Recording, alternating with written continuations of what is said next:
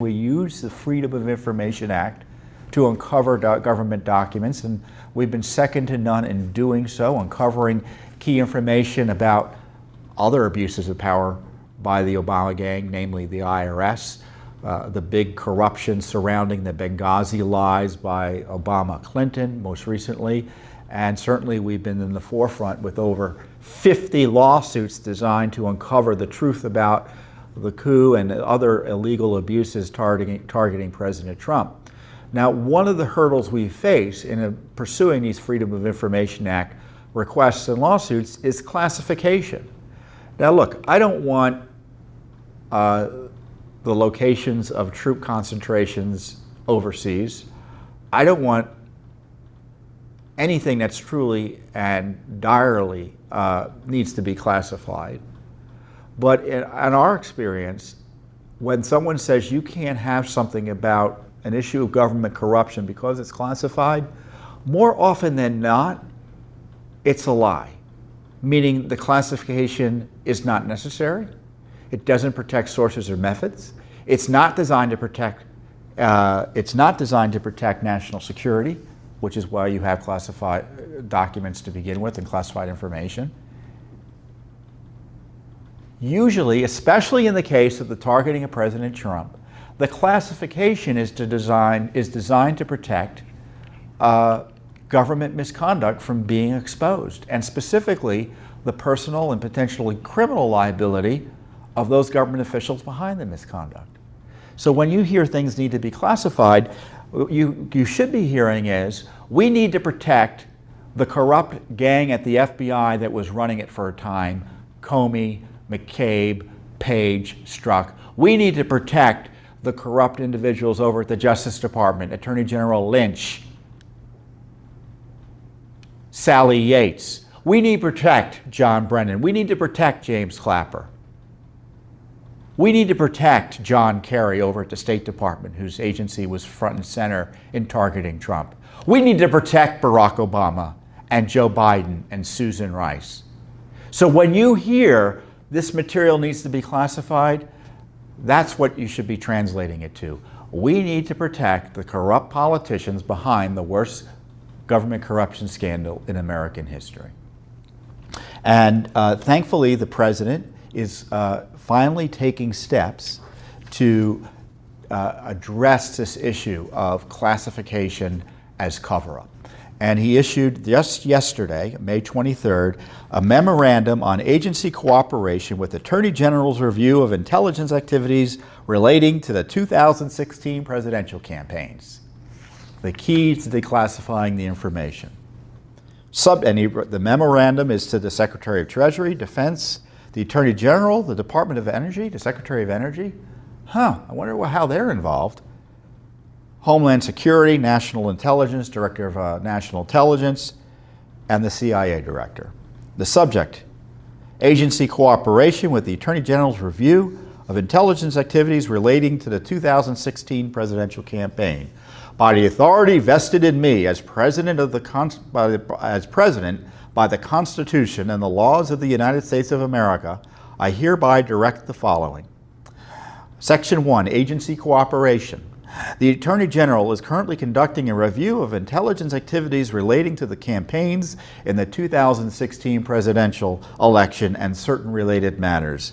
The heads of elements of the intelligence community and the heads of each department or agency that includes an element of the intelligence community shall promptly provide such assistance and information as the Attorney General may request in connection with that review. So what that does, that cuts through the stonewalling and cover-up that agencies play even with lawful investigations into that agency's conduct. I mean, you may think the Attorney General is able to get these documents easily, able to get cooperation easily from agency heads and deep staters in these various agencies we're talking about that the President is directing this to. That's not the case.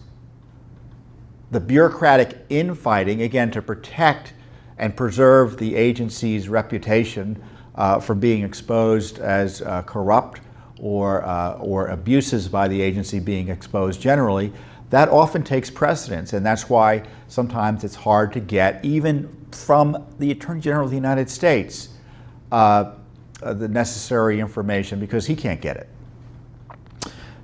Section 2, declassification and downgrading. With respect to any matter classified under Executive Order 13526 of December 29, 2009, which it sets out classified national security information, the Attorney General may, by applying the standards set forth, I'm not going to read that out again, declassify, downgrade, or direct the declassification or downgrading of information or intelligence that relates to the Attorney General's review referred to in Section 1 of this memorandum. Before exercising this authority, the Attorney General should, to the extent he deems it practicable, consult with the head of the originating intelligence community, element, or department. The authority is not delegable and applies notwithstanding any other authorities, authorization or limitation set forth in the classified executive order authority. Wow. So Attorney General Barr is the declassification czar as designated by President Trump.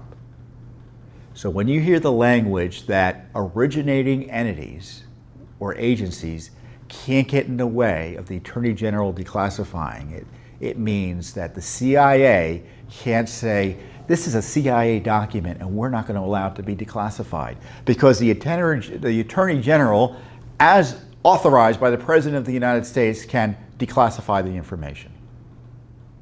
Same goes for defense. Same goes for these other agencies. So this game that goes on, where you get stonewalling, half-baked answers, or dishonest answers, could end if the Attorney General exercises this new authority appropriately. And I suspect we're going to get an initial wave of releases as a result of this declassification initiative by the President. This may be the most significant declassification document ever issued by a president. Why? Because it refers to the most significant corruption scandal in American history. Spying on and targeting of President Trump. And of course, we're excited about it because we've got, as I said, 50 lawsuits covering these issues. I mean, we had asked, for instance, about the unmasking documents. You know what's the unmasking? You may not remember, but this was the Obama administration asking, what happens is we collect intelligence by monitoring folks overseas, and sometimes Americans get caught up in that intelligence gathering. You could call Target A in Timbuktu, and because we're monitoring Target A in Timbuktu as part of our foreign intelligence surveillance operations, which are appropriate, they'll pick up your communications. And unless there's a real significant need to know, your privacy is protected from consumers of that intelligence here in Washington, D.C. So the report might say, American X talked to subject A in Timbuktu about topic C. Now, if you're a consumer of that intelligence data, you're like, okay, well, that's interesting. But if you have a real need to know, they'll come around and violate or lift that person's privacy protection and let the consumer know. Who consumers? Like the UN Ambassador Samantha Power or Susan Rice in the Obama White House.